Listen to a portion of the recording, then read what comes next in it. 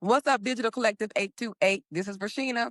And Sean, We have a great video for you today. We are going to talk about 7 catalysts that you need to watch out for the month of October and November. Listen, then the way we're going to be explaining this, no one else is talking to you this way. So hold on and stay with us for this video.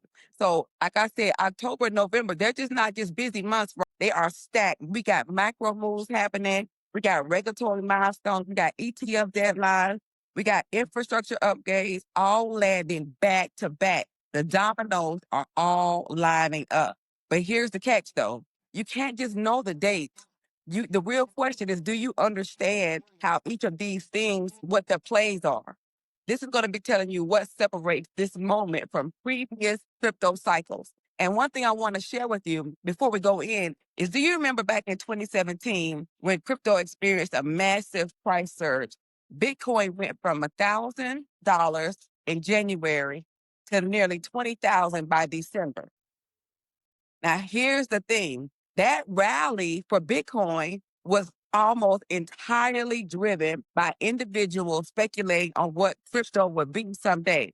There was no regulated investment products. No banks could legally custody crypto assets. There were no clear rules from regulators. And there were no projects that raised billions of dollars in white papers and promises.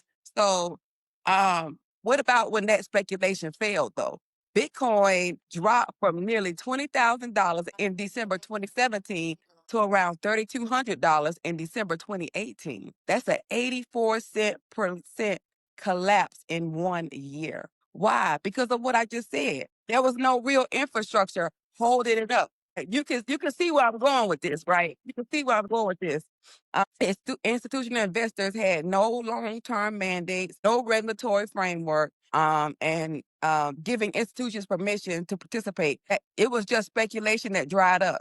Well, fast forward to 2025. Fast forward to this year, y'all. We're seeing the same type of excitement around events and catalysts, but the foundation underneath is completely different this time.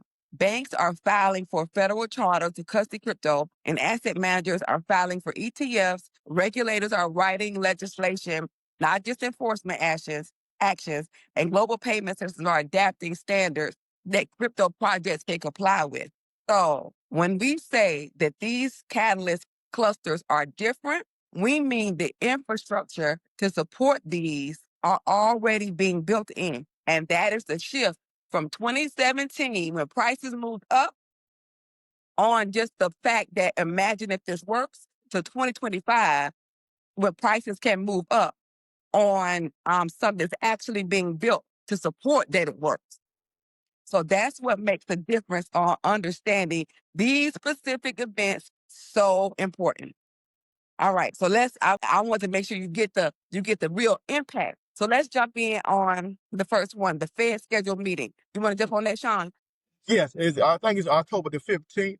They're gonna either cut rates. I'm thinking a quarter, maybe 50 cent, and then there's another meeting again on October the 29th. So they're gonna cut again in December. So we're looking real good. Interest rates coming down. That's good for crypto and stocks. I love it. I love Right, it. right, right. So here's what history shows us. Bitcoin and other risk assets have historically benefited in the months following rates cuts. So the relationship is not always instant, but lower rates reduce the opportunity cost of holding non-yielding assets like crypto.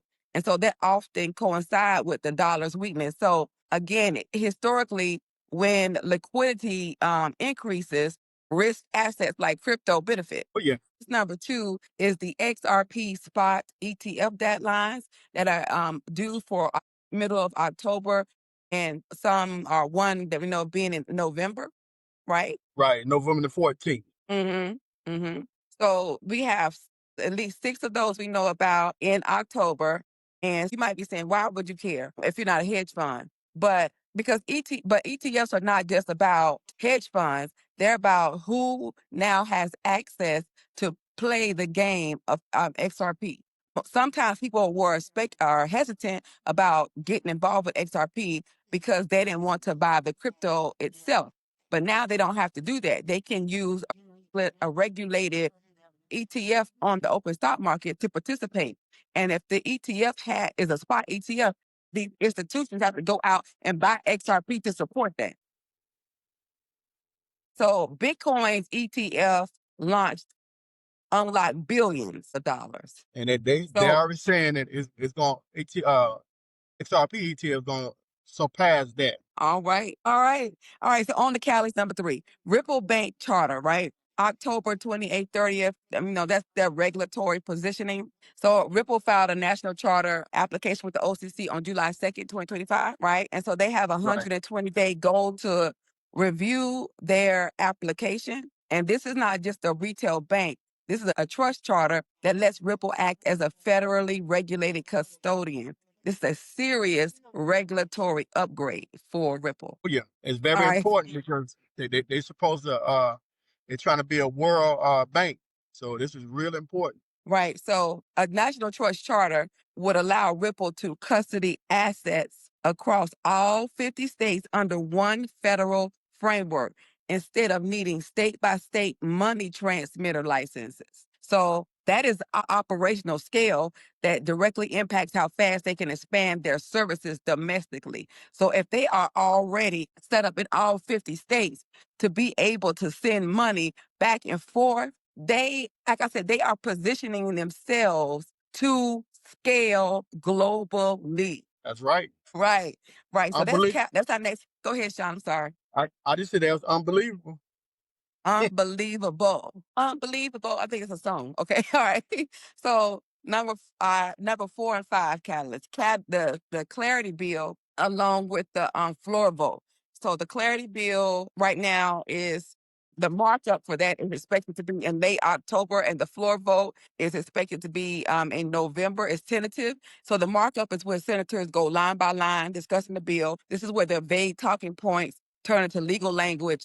It's a critical step in the process. So it's like the markup is like their editing phase of legislation. So this is where amendments get proposed, language gets negotiated, and compromises get hashed out. So bills can look different after they go through this markup phase. But if it gets to the vote, this says close as the U.S. has come to formalizing a digital asset framework. Yep, I think the Democrats got up to the 20th of October to come together to just review the bill already. And then from there, they're going to move forward. So we'll see by the end of October, like you said, in the mid of November. I think, to me, where it's looking at everything got to be done before ISO 222 come in. That's my opinion. It will make sense. It really makes sense. And that's the timing of this all seems like that is what they're trying to do. So our catalyst number 6, the Ripple Swell, November 4th and 5th, that's affecting narrative and sentiment. So historically, this platform is for major partnerships and announcements. So the swell doesn't always move price, but it almost always moves the narratives. And so let's look at what happened historically. So in 2017, partnerships were announced with over 100 financial institutions. And in 2019, the MoneyGram partnership was a big reveal. And in 2021, Ripple announced carbon neutrality commitments and expanded on-demand liquidity corridors. So just to let you see that this well is major because major things about the future and direction of crypto, specifically focusing on Ripple, is disclosed during this. Oh yeah. All right, so go ahead. I was gonna say, they got some big heavy hitters in there. I think BlackRock gonna be there. JP Morgan Chase gonna be there. I can't remember the other ones, but these are some big hitters.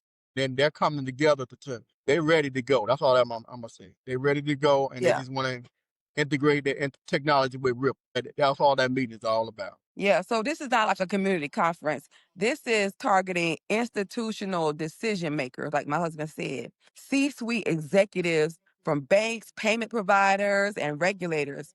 So when partnerships get announced here, it's not just speculative. It often reveals deals that have already been inked, and It's just giving you a preview of what's getting ready to happen. Right. Right. All right. In November. So no, yeah, in November. So let's go. So number 7. So we got another big event for November. We're gonna share with y'all. Just hold to the end. A big event in November. Okay.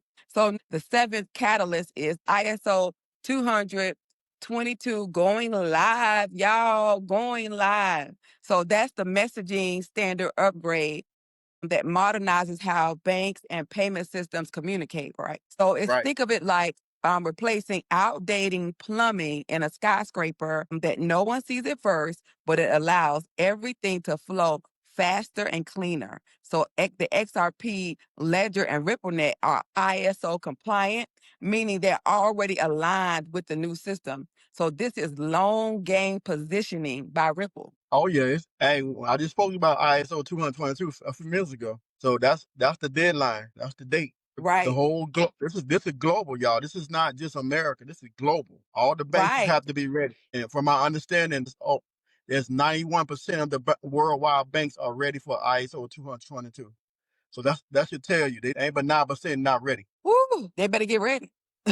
Oh, they ain't got no choice. And they gonna get fined each day. They not ready, so they gonna get fined. So I'm sure. They got to do it. So let's put some scale on this. So IS2 is being adapted by Swift, Fedwire, Chips, Target 2, and over 70 countries' national payment systems. And we're talking about the infrastructure handling trillions of dollars in daily transaction volume, moving to this one standard. This is not about just one bank, y'all. It's the backbone of the global financial system grading simultaneously. Right. Woo, listen, I'm telling you. So, and here's why the timing matters. Right? ISO 222 uses richer data fields, meaning payments can carry information about sender, recipient, purpose, and compliance details. And that's critical for cross border payments where regulatory friction has historically slowed down everything. So, assets that are natively ISO compliant, like XRP Ledger, don't need adapters or transaction layers. They speak the language the banks are now required to use. They That's right. already speak the language. They are already learned to speak the language. Man, so those are the 7 catalysts that we wanted to make sure that you really understood and understood the impact of those 7 catalysts, not just the hype about them, not just the hype about the date, but you understood really why they matter. Right? So let's just take a step back. There are liquidity shifts that are going to set the stage. Talk about the Fed rate cuts. There are ETF decisions that are going to open the gates. There are bank charters that solidify regulatory positioning and legislative clarity that sets the rules. So, and the swell drives the narrative. And ISO builds the infrastructure underneath it all. Look at how those 7 catalysts, all those 7 catalysts play into what I just said. That's Man, awesome. That's are you awesome. I like connecting it. the dots? Yeah, please connect them. Please. Listen, connect the dots. People, the regulators aren't debating anymore, y'all. They're writing bills. And the That's right. asset managers aren't waiting. They're filing ETF applications. So this is the difference between what if to what is. That's right. So listen, these 7 catalysts, write them down. Rewatch this video if you need to, so you can understand what is happening and what's occurring, you guys.